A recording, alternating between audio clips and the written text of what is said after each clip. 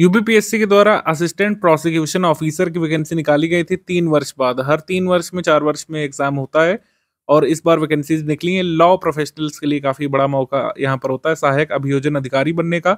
मुख्य परीक्षा के माध्यम से यहाँ पर फाइनल मेरिट बनती है, लेकिन पहला स्टेज जो है एलिमिनेशन स्टेज, प्रीलिम्स का एग्जाम। प्रीलिम्स एग्जाम की तैयारी के लिए स्टडी फॉर सिविल सर्विसेज का पेड बैच शुरू हो चुका है। टेलीग्राम में आप इसको ज्वाइन कर सकते हैं। इसमें हम बेसिक विधि और जीएस दोनों पढ़ाने वाले हैं। एक बार मैं फिर से रिपीट कर दूं, सिर्फ जीएस का नहीं बल्कि बेसिक विधि का भी कोर्स है और इसको हम एप्लीकेशन पर भी चला रहे हैं। टेलीग्राम पे भी चल रहा है। टेलीग्राम में आप इसको ज्वाइन करके अपनी तैयारी शुरू कर सकते हैं। बेसिक विधि की क्लासेस शुरू हो चुकी हैं और जीएस की भी क्लासेस शुरू हो चुकी है। 1 नवंबर 2025 से आप इसको ज्वाइन कर सकते हैं। सहायक अभियोजन अधिकारी में सिर्फ एक ही पेपर होता है प्रीलिम्स एग्जाम एलिमिनेशन स्टेज में। इसमें 2 भाग होते हैं। पहला भाग समान अध्ययन का होता है, जिसमें कुल प्रश्न पूछे जाएंगे 50 प्रश्नों में किस सब्जेक्ट से कितने प्रश्न आएंगे वो भी यहाँ पर क्लियरली लिख दिया गया है। सामान्य विज्ञान से 8 प्रश्न होंगे। राष्ट्रीय और अंतर्राष्ट्रीय महत्व की समसामयिक घटनाओं या फिर हम लोग कह सकते हैं करंट अफेयर से 10 प्रश्न होंगे। करंट अफेयर से करंट अफेयर यहाँ पर आपके 10 मार्क्स को कवर कर लेगा। अब भारत के इतिहास से 8 प्रश्न होंगे। भारतीय राष्ट्रीय आंदोलन से 8 प्रश्न होंगे। भारतीय राजतंत्र अर्थव्यवस्था से 8 प्रश्न होंगे और विश्व का भूगोल जनसंख्या से 8 प्रश्न यहाँ पर रहने वाले हैं। तो 50 मार्क्स का ये हो गया। सेकेंड पार्ट यहाँ पर बेसिक विधि का है। विधि संबंधी प्रश्नों की संख्या 100 होगी और इसमें नए कानून पूछे गए हैं। भारतीय न्याय संहिता ये होगा 30 मार्क्स का। भारतीय साक्ष्य अधिनियम ये 2023 ये 20 मार्क्स का।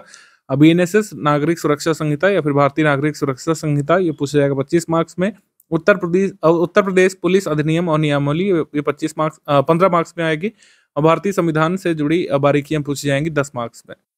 2022 में इसकी आखिरी बार परीक्षा हुई थी, तब पुराने कानून पूछे जाते थे बेसिक विधि में। आईपीसी, इंडियन एविडेंस एक्ट 1872 और सीआरपीसी पूछा जाता था, लेकिन अब भारतीय न्याय संहिता, भारतीय नागरिक सुरक्षा संहिता और साक्ष्य अधिनियम पूछा जाएगा। पुलिस एक्ट पहले पूछा जाता था, अभी पूछा जाएगा। संविधान की जानकारियां पहले पूछी जाती थी, अभी भी। और ये जीएस वाला सेक्शन आप देख सकते हैं। शुरू में 50 क्वेश्चन 50 मार्क्स के जीएस के होते हैं यहाँ पर, और जीएस में किस सब्जेक्ट से कितने प्रश्न बनेंगे वो भी क्लियर कर दिया गया है, तो हमारे लिए तैयारी में आसान रहेगा।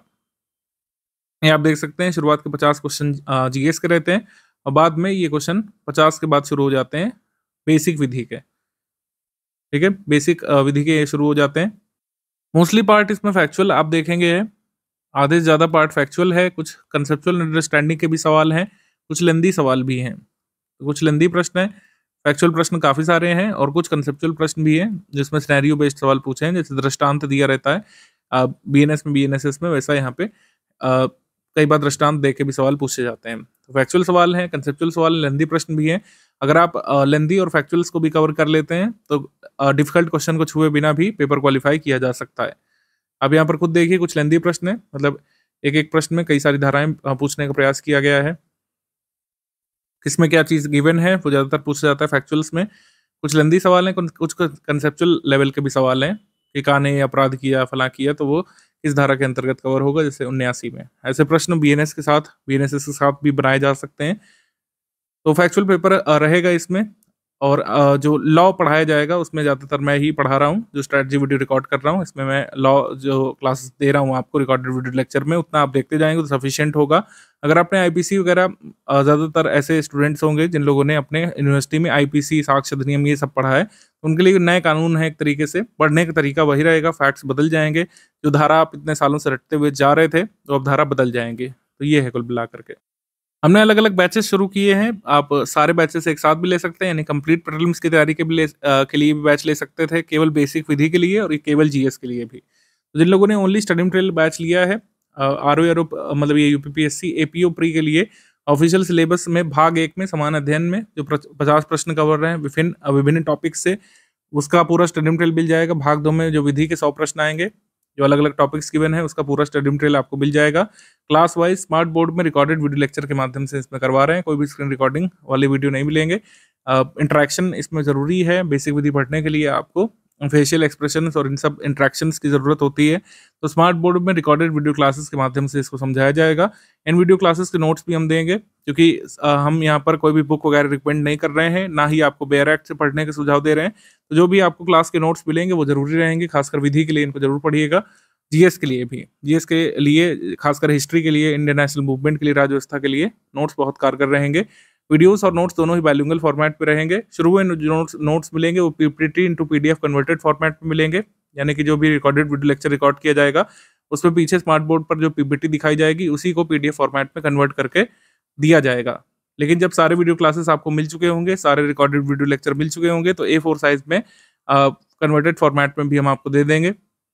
A4 साइज में पीडीएफ जो है वो मिल जाएगी, जो आप प्रिंट भी कर सकते हैं लास्ट मोमेंट में, क्योंकि वीडियोस दोबारा देखने का कई बार समय हो सकता है ना मिले आपको। जीएस में भी सेम यही रहेगा। भाग 1 में जो समान अध्ययन के 50 प्रश्न हैं, जिन जिन टॉपिक से प्रश्न आने उनका पूरा स्टडी मटेरियल और उससे संबंधित रिकॉर्डेड वीडियो क्लासेस आपको मिल जाएगी स्मार्ट बोर्ड फॉर्मेट में, और उसकी पीपीटी मिल जाएगी। जीएस के सारे क्लासेस खत्म होने के बाद A4 साइज में प्रिंटेबल फॉर्मेट में पीडीएफ हम आपको उपलब्ध करा देंगे। जो दोनों लेगा उसको बेसिक विधि का भी मिल जाएगा और जीएस का भी मिल जाएगा। जो लोग टेस्ट सीरीज का पेड बैच लेंगे तो कुल 10 फुल लेंथ टेस्ट इसमें हम कराएंगे। टोटल 150 प्रश्न होंगे, 50 वही समान अध्ययन के पहले सेक्शन में, दूसरे सेक्शन में बेसिक विधि के उत्तर कुंजी और व्याख्या सहित कुल मिलाकर 10 टेस्ट होंगे। टेस्ट सीरीज का टाइम प्लान बाद में शेयर किया जाएगा ग्रुप में ही, क्योंकि ये आपका ऑब्जेक्टिव पेपर है। भाग 1 में भी और बेसिक विधि में 1500 मोस्ट एक्सपेक्टेड क्वेश्चन की प्रैक्टिस कराई जाएगी, और पेड क्विज में क्वेश्चंस करवाना हम लोग जल्दी शुरू करने वाले हैं, जो एकदम पैटर्न के अनुरूप क्वेश्चंस कराए जाएंगे। 1500 क्वेश्चन काफी लाभदायक सिद्ध होंगे। कई सारे क्वेश्चन इन्हीं 1500 क्वेश्चन में से डायरेक्टली एग्जाम में देखने को आपको मिल सकते हैं। करंट अफेयर 10 मार्क्स का इसमें आएगा, क्लियरली मेंशन्ड है, जिसमें नेशनल इंटरनेशनल करंट अफेयर आपको कवर करना है टॉपिक वाइज। एमसीक्यू फॉर्मेट में करंट अफेयर जनवरी से लेकर सितंबर तक का हमने दे दिया है। अभी एग्जाम डेट नहीं आई है ऑफिशियली। जब एग्जाम डेट क्लियर हो जाती है उससे 1 वर्ष पहले का करंट अफेयर आपको तैयार करना होगा, और उसी के अनुरूप पीडीएफ हम आपको मंथ वाइज उपलब्ध करा देंगे। बाकी करंट अफेयर पीडीएफ हर मंथ 4 तारीख को अपडेट होती रहेगी। कब से कब तक का पढ़ना है, जैसे मैंने बताया, एग्जाम डेट के क्लियर होते ही आपको बता दिया जाएगा। टॉप 500 एमसीक्यू करंट अफेयर की प्रैक्टिस के लिए गिवन है, आप इसको देखिएगा, पढ़िएगा, याद करिएगा। 2022 की परीक्षा में कट ऑफ गया था, यहाँ पर आप देख सकते हैं अनारक्षित का कट ऑफ गया था यहाँ पर 150 पूर्णांक में से 103, अनुसूचित जाति का 191 गया था, अनुसूचित जनजाति का 55, और अलग अलग कैटेगरीज में अलग अलग कट ऑफ इस तरीके से रहा था। ईडब्ल्यूएस का 107 गया था। तो तैयारी के दौरान आपको 105 से 110 प्रश्न सही करने का टारगेट रखना है, और बेसिक विधि में ज़्यादा से ज़्यादा आपको सही सवाल निकालने हैं, क्योंकि जीएस में ऐसा हो सकता है कि आप कम समय में तैयारी ना कर पाएं। बेसिक विधि को इतना मजबूत करना है कि आप कम से कम 105 से 110 प्रश्न निगेटिव मार्किंग का इफेक्ट हटा करके सही करें, क्योंकि यहाँ पर 1/3 की नेगेटिव मार्किंग ऋणात्मक मूल्यांकन भी लागू किया जाएगा, यानी कि अगर 3 प्रश्न आप गलत करते हैं तो एक सही वाला आपका अंक काट लिया जाएगा। तो 105 से 110 प्रश्न का टारगेट रखना है टेस्ट सीरीज अटेम्प्ट करते समय, पढ़ाई करते समय, रिकॉर्डेड वीडियो लेक्चर देखते समय और पेड क्विज लगाते समय, कि आप गलत सवाल कम से कम अटेम्प्ट करें। अभी जीएस में हमने ज्योग्राफी और इकोनॉमी का शेड्यूल दे दिया है, आगे के सब्जेक्ट का शेड्यूल आपको मिलता जाएगा। बेसिक विधि भी इसी बीच चालू कर दी जाएगी, तो उसको आप देखिएगा। विश्व का भूगोल 2 नवंबर से शुरू करके 3, 4, 5 फिर इस तरीके से आगे बढ़ता जाएगा। फिर इंडियन इकोनॉमी यहाँ पे शुरू होगी क्लासेस। बेसिक विधि भी आपको मिलना शुरू हो जाएगा। बीएनएस के रिकॉर्डेड वीडियो लेक्चर पहले मिलेंगे, फिर आपको बीएनएसएस का मिलेगा, फिर साक्ष्य अधिनियम का जिस सीरियल में गिवन है एक्ट्स सिलेबस में, उसी हिसाब से आपको मिलने लगेगा। जब भी आपको रिकॉर्डेड वीडियो लेक्चर मिलेगा उसके साथ की पीपीटी नोट्स जो है पीडीएफ कन्वर्टेड फॉर्मेट में आपको मिल जाएगी, जिससे आप उसको तैयार कर सकें, उससे रिवीजन कर सकें। पीडीएफ कन्वर्टेड नोट्स से रिवीजन जरूर करते हुए चलिएगा। रिकॉर्डेड वीडियो लेक्चर मेरे हिसाब से जीएस वाले एक बार देखे जा सकते हैं, लॉ वाले, बेसिक लॉ वाले आप चाहे तो कई बार देख सकते हैं अगर आपको अच्छे से समझना है तो। बाकी जो ये जैसे मैंने बताया कि पीडीएफ कन्वर्टेड जो मिलेंगे आपको नोट्स, उससे जरूर रिवाइज करते हुए चलिएगा। कई सारी बातें उसमें जरूरी वाली लिखी हैं, खासकर लॉ में। सारे बेयर एक्ट तो आप नहीं पढ़ सकते हैं, ना ही हम यहाँ पर रिकमेंड कर रहे हैं, तो इसी वजह से जो पीपीटी नोट्स हम देंगे उसको जरूर पढ़ते हुए चलिएगा, उसी से रिवीजन करते हुए चलिएगा, क्योंकि बेसिक विधि में याद करने के लिए काफी कुछ है। कुछ लोगों को ये भ्रांति है कि क्या जीएस में इंडिविजुअली कट ऑफ क्लियर करना है। नहीं, मैं आपको बता दूं कि विधि में मान लीजिए आप 90 नंबर ले आते हैं और यहाँ पर मान लीजिए सिर्फ 15 ही लाते हैं, कट ऑफ 103 गया, तो आप क्वालिफाई कर ले जाएंगे। इंडिविजुअली इन सेक्शन में क्वालिफाई नहीं करना है, और तैयारी के दौरान भी आप गणित बैठाते हुए चलिएगा कि जैसे जीएस में सामान्य विज्ञान आने वाला है, करंट अफेयर आने वाला है, कौन कौन से सेक्शन पर आप टारगेट करने वाले हैं, और बेसिक विधि आपका कितना तैयार है। बेसिक विधि में कुछ लोग ऐसे हो सकते हैं जो बहुत अच्छा स्कोर कर ले जाएं, लेकिन जीएस को ऐसा नहीं कि बिल्कुल ही इग्नोर कर दीजिएगा। जीएस में कई सारे लोग ऐसे पास्ट में रहे हैं जो जीएस को बिल्कुल इग्नोर करने की वजह से विधि में 80 नंबर लाने के बाद भी चयनित नहीं हो पाए, क्योंकि कहीं ना कहीं जो है जीएस में भी आपको मार्क्स चाहिए। जीएस में मेरे हिसाब से 22-25 सवाल तो आपको सही करने का टारगेट रखना ही चाहिए। अगर आप हमारे पेड बैच से पढ़ेंगे तो इससे ज़्यादा भी ला सकते हैं आसानी से। करंट अफेयर तो पूरे के पूरे 10 मार्क्स आपको कवर अप करने के टारगेट रखना है। करंट अफेयर के तो कोई भी सवाल आपको छोड़ना ही नहीं है। स्टडी फॉर सिविल सर्विसेज का करंट अफेयर पढ़िए, उससे आसानी से सारे करंट अफेयर के सवाल सॉल्व हो जाएँगे। ऐसा ही मैं कह सकता हूँ अन्य सब्जेक्ट के लिए भी, लेकिन समय आपको देना पड़ेगा। इसी वजह से एपीओ में डेली कम से कम जो है 6 से 7 घंटे की तैयारी अब ज़रूरी है, अभी से, तभी आप कवर अप कर पाएँगे। डेली 6 से 7 घंटे की रणनीति में थोड़ा-सा यहाँ पर टाइम डिवीज़न हम लोग कर लेते हैं। 6 से 7 घंटे डेली अभी के लिए आपको देना है। जब एग्ज़ाम नज़दीक होता है तो ज़ाहिर-सी बात है लोग 8 से 10 से 12 घंटे भी कुछ लोग स्टडी करते हैं। पढ़ाई करने के लिए स्टडी फॉर सिविल सर्विसेज के रिकॉर्डेड वीडियो लेक्चर का आप सहारा लीजिए, क्योंकि आप पेड बैच में आ चुके हैं तो और कहीं से कुछ भी पढ़ने की ज़रूरत नहीं पड़ेगी। स्टडी फॉर सिविल सर्विसेज द्वारा उपलब्ध किए गई वीडियो क्लासेस से आप पढ़िए। जो पीपीटी नोट्स हैं, उससे आप जो है रिवीज़न करिए।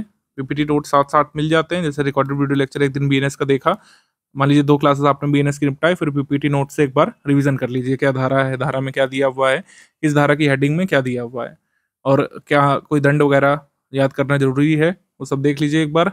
स्टडी फॉर सिविल सर्विसेज द्वारा जो प्रैक्टिस रिसोर्सेज उपलब्ध कराए जाएँगे, उससे आप जो है अपना प्रैक्टिस करिए लगातार, ठीक है? और चूँकि एमसीक्यू बेस्ड पेपर है, तो प्रैक्टिस का महत्व ज़्यादा रहेगा यहाँ पर। Multiple times revision, note making करते हुए आप तैयारी कर सकते हैं, लेकिन प्रैक्टिस करना ज़रूरी है, क्योंकि एमसीक्यू बेस्ड पेपर है और इसमें भूलने के चांसेस रहते हैं। इस वजह से टेस्ट सीरीज से 10 फुल लेंथ टेस्ट मिलेंगे, उससे प्रैक्टिस करिए। पेड क्विज़ शुरू करा दी जाएगी, उससे प्रैक्टिस करिएगा।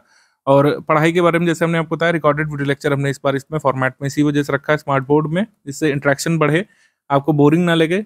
रिकॉर्डेड वीडियोज़ से तैयारी आसान रहती है कई बार। रिकॉर्डेड वीडियोस का फ़ायदा ये रहता है कि ड्यूरेशन इनकी कम रहती है। यही अगर हम लाइव कराते तो बीएनएस हो सकता है 16-17 घंटे में बनता, बीएनएस जो है 12-13 घंटे में बनता, फिर आप इतना रिवाइज़ रिकॉल ना कर पाते। ड्यूरेशन कम रहती है, रेलेवेंसी ज़्यादा रहती है रिकॉर्डेड वीडियो लेक्चर की। मान लीजिए बीएनएस हम पढ़ा रहे हैं, तो उसमें सिर्फ बीएनएस पढ़ा रहे हैं, एग्जाम्पल बता रहे हैं, इधर-उधर का इंटरेक्शन फालतू का नहीं कर रहे हैं, जिससे ड्यूरेशन बढ़े। तो रिकॉर्डेड वीडियो लेक्चर से आपको फैक्चुअल क्लैरिटी मिलेगी। सिर्फ रट्टाफिकेशन नहीं, कई बार लॉ में ज़रूरी होता है कि फैक्ट से प्रश्न कैसे बन सकते हैं, तो फैक्चुअल क्लैरिटी बनेगी। फैक्चुअल क्लैरिटी के साथ यहाँ पर कंसेप्चुअल बिल्डअप मिल जाएगा आपको। कोई वर्ड है, कोई कंसेप्ट है, नहीं क्लियर हो रहा है, वो आपको समझ में आ जाएगा। सारी चीज़ें हम बताते हुए चलेंगे, ठीक है? और इसके साथ आपको रिवीजन करते हुए चलना है, प्रैक्टिस करते हुए चलना है। प्रैक्टिस के लिए 2 रिसोर्सेस हैं, एक आपका टेस्ट सीरीज़ है और एक पेड क्विज़ है। तो पढ़ाई के लिए, प्रैक्टिस के लिए स्टडी फॉर सिविल सर्विसेज के रिसोर्सेस हैं। रिवीजन के लिए स्टूडेंट का काम रिवाइज करना। स्टूडेंट अगर रिवीजन में रेगुलरिटी मेंटेन करेंगे, कंटिन्यूटी मेंटेन करेंगे, डिसिप्लिन मेंटेन करेंगे, तो उतना ही आप अपने लक्ष्य के करीब पहुंचते चले जाएंगे। रेगुलरिटी, कंटिन्यूटी बहुत ज़रूरी है, और बेसिक विधि में खास करके रिवीजन बहुत ज़रूरी है, अदरवाइज आप कब क्या पढ़ा आपने सब भूलते चले जाएंगे। रिवीजन बहुत इंपॉर्टेंट एस्पेक्ट है, खासकर विधि का, बल्कि जीएस का भी है। जीएस के पोर्शन में भी विधि के लिए बहुत ज़रूरी है कि आप रिवाइज करें। रिवाइज करना स्टूडेंट का काम है। कुछ मेथड्स और ट्रिक्स वगैरह हम बताते चलेंगे। नोट मेकिंग आप कर सकते हैं, मल्टीपल टाइम्स रिवीजन, ये 2 मेथड आप अपना सकते हैं। जैसे हमने आपको बताया, note making, multiple times revision, दोनों ही मेथड कारगर है अपने आप में। कुछ लोग क्या करेंगे कि जैसे मेरा विधि का वीडियो देखेंगे, वो पेन कॉपी लेकर के नोट मेकिंग करते हुए उसमें चलेंगे। नोट मेकिंग करना वैसे अनिवार्य नहीं है, क्योंकि जो पीपीटी पढ़ाई जाएगी उसके पीपीटी नोट्स आपको ऑलरेडी मिल जाएंगे, और फिर आपको प्रिंटेबल नोट्स भी मिल रहे हैं। लेकिन कुछ लोग क्या करते हैं कि ज़बरदस्ती उसको नोट भी करते हैं, जिससे उनको याद रहे। तो नोट करना एक अच्छी हैबिट है। अगर आप रिकॉर्डेड वीडियो लेक्चर देख रहे हैं तो कोशिश करिए कि पेन और पेपर के साथ पढ़िए। पेन, पेंसिल, पेपर लेकर के, कुछ भी नोट मेकिंग सामग्री लेकर के उसको पढ़िए, और पूरे लेक्चर को एक पेज में समराइज करने की कोशिश करिए। जितना हम समराइज करने की कोशिश करेंगे, उतना ही याद रख पाएंगे और अपनी समरी को रिकॉल कर पाएंगे। रिकॉर्डेड वीडियो लेक्चर की पीपीटी कुछ इस तरीके की आपकी दिखेगी। इससे आप रिवाइज करेंगे। जैसे रिकॉर्डेड वीडियो लेक्चर जो रिकॉर्ड किया जाएगा बैकग्राउंड में स्मार्ट बोर्ड पर, इसी को शो किया जाएगा। रिकॉर्डेड वीडियो लेक्चर की पीपीटी कुछ इस तरीके की आपको दिखेगी। इससे आप रिवीजन करते हुए चलेंगे, और जब सारे रिकॉर्डेड वीडियो लेक्चर कंप्लीट हो जाएंगे तो प्रिंटेबल नोट्स भी हम आपको A4 साइज शीट में दे देंगे। तो ये जैसे लिखा है, कुछ लोगों को लग सकता है समझ में नहीं आ रहा है, लेकिन रिकॉर्डेड वीडियो लेक्चर आप देखने के बाद इसको स्टडी करेंगे तो काफ़ी कुछ आपको इसमें समझ में आएगा। अंत में स्टूडेंट्स के लिए कुछ रिकमेंडेशंस यही हैं कि आप रेगुलर बेसिस पर चीज़ों को रिवाइज करते हुए चलिए। अगर आप अपना कोई शेड्यूल नहीं बना सकते हैं, जो ग्रुप का शेड्यूल है उसको फॉलो करिए। जैसे शुरू में इकोनॉमी, ज्योग्राफी जो भी कराया जा रहा है सब्जेक्ट, डेली बेसिस पर जो भी वीडियो क्लास आ रही है उसको आपको देखना है, पीपीटी नोट से रिवीजन करना है अगले दिन। यही आप फॉलो करते हुए चल सकते हैं। कोई भी लंबा ब्रेक नहीं लीजिए, फेस्टिवल टाइम में काफ़ी ब्रेक हुआ था स्टडीज़ में, वो आपको नहीं करना है। बेसिक विधि जो आती जा रही है उसको अच्छे से पढ़ते हुए चलिए। भले ही आपने आईपीसी में सीआरपीसी महारत हासिल की होगी यूनिवर्सिटी में, आप टॉपर भी हो सकते हैं, लेकिन अब कानून बदल गए हैं, अब फैक्ट्स बदल गए हैं कुल मिलाकर। आप पढ़ने में अच्छे हैं तो ये भी कवर अप आसानी से कर ले जाएँगे, लेकिन अब फैक्ट्स जो है वो बदल जाएँगे। फैक्ट्स बदल जाएँगे। आईपीसी में कम्युनिटी सर्विस का कोई प्रावधान नहीं था, लेकिन अब उसमें आपको लर्न करना पड़ेगा कि कम्युनिटी सर्विस जो है किस धारा में डिफाइन किया गया है, मतलब मेंशन किया गया है। सीआरपीसी में कम्युनिटी सर्विस को कैसे डिफाइन किया गया है, सीआरपीसी कह रहा हूँ मैं, बीएनएसएस में कैसे डिफाइन किया गया कम्युनिटी सर्विस को, और जो बीएनएस है उसमें कहाँ पे मेंशन किया गया है, कितने प्रकार के ऑफेंसेस के लिए कम्युनिटी सर्विसेज जो है ऑर्डर की जा सकती है, 6 प्रकार के ऑफेंसेस के लिए, और कम्युनिटी सर्विस ना करने पर क्या जेल हो सकती है? यस, कारावास की सज़ा हो सकती है कम्युनिटी सर्विस ना करने पर। जैसे मैंने आपको पेपर में भी दिखाया, ज़्यादातर फैक्चुअल प्रश्न रहेंगे कि किस धारा की विषय वस्तु क्या है, किस जो है सेक्शन में क्या सब्जेक्ट मैटर है। ज़्यादातर क्वेश्चन तो इसी के बने हैं। चाहे आप पुराने पेपर को देखिए, जब आईपीसी, साक्ष्य अधिनियम, पुलिस एक्ट ये सब होता था। कुछ कंसेप्चुअल क्वेश्चन भी हैं, जैसे ये कंसेप्चुअल सवाल है, ये कंसेप्चुअल सवाल है। लेकिन उसके अलावा जो फैक्ट्स हैं उसमें देखिए यही पूछा है कि जैसे साक्ष्य अधिनियम में किस धारा में क्या गिवन है, किस धारा में क्या सब्जेक्ट मैटर गिवन है। कई बार सब्जेक्ट मैटर को थोड़ा-सा ट्विस्ट करके पूछा है, ठीक है। भारतीय साक्ष्य अधिनियम में कौन से काइंड का जुरिडिक्शन नॉट प्रोवाइडेड है? इंडियन एविडेंस एक्ट के जो है सेक्शन 41 में इसमें पूछा था कि कौन सा जुरिडिक्शन ये कवर नहीं करता है। तो ऐसे प्रश्न बन सकते हैं बीएनएस और बीएनएसएस के साथ भी, और साक्ष्य अधिनियम के साथ भी। तो यही सब यहाँ पे है। इलेक्ट्रॉनिक रिकॉर्ड जो है आईपीसी में कहाँ पे डिफाइंड है, ऐसे ही बीएनएस में पूछ सकते हैं कि इलेक्ट्रॉनिक रिकॉर्ड या डिजिटल रिकॉर्ड किस धारा में डिफाइंड है, किस उपधारा में डिफाइंड है। जैसा कि हमने आपको बताया कि study for civil services best study material दे सकता है आपको, बेसिक विधि के बेस्ट क्लासेस हम आपको दे सकते हैं। उसमें सब कुछ समझा भी दिया जाएगा, आपकी समझ बना दी जाएगी, लेकिन जब तक आप रिवीजन नहीं करेंगे आप धाराओं को भूल सकते हैं। किस धारा में क्या सब्जेक्ट मैटर दिया है, बीएनएस में किस चैप्टर का क्या सब्जेक्ट मैटर है, बीएनएसएस में क्या-क्या चीज़ें डिफाइंड है, क्या-क्या चीज़ें नहीं डिफाइंड है। तो इसको आपको लर्न करते हुए चलना पड़ेगा। इस वजह से रिवीजन पर बार-बार मैं फोकस कर रहा हूँ। रेगुलर बेसिस पर रिवीजन आप लोग करते रहिए। इसमें हेल्प करेंगी हमारे प्रैक्टिस रिसोर्सेज यानी पेड क्विज और टेस्ट सीरीज। इस तरीके से आपकी राह आसान होती चली जाएगी। अगर आप लगे रहेंगे, चीज़ें आसान होती चली जाएँगी। स्टडी फॉर सिविल सर्विस पर ट्रस्ट करके आपने बैच ज्वाइन किया है, तो आपका बहुत-बहुत स्वागत है इसमें। आप लोग अपनी पढ़ाई अब से रिज़्यूम कर सकते हैं।